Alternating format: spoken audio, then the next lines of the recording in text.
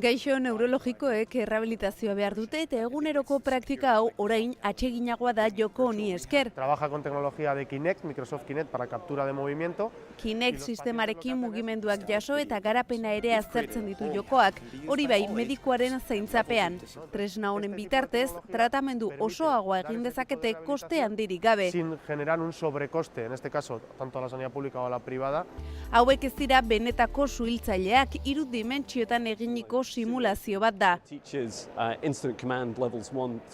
Britainia handiko G2G3 enpresak sortutako jokoa da, benetako egoerei aurre egiteko tresna da. Euren gaitasuna hobetzeko erabiltzen dute arriskurik gabe.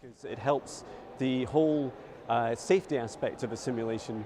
Joko serioek geroz eta garrantzia handiago dute bideo jokoen munduan. Publikoak gizarte guztia da eta horrexegatik adituek diote epe laburrean merkatua izugarri hazi egingo dela.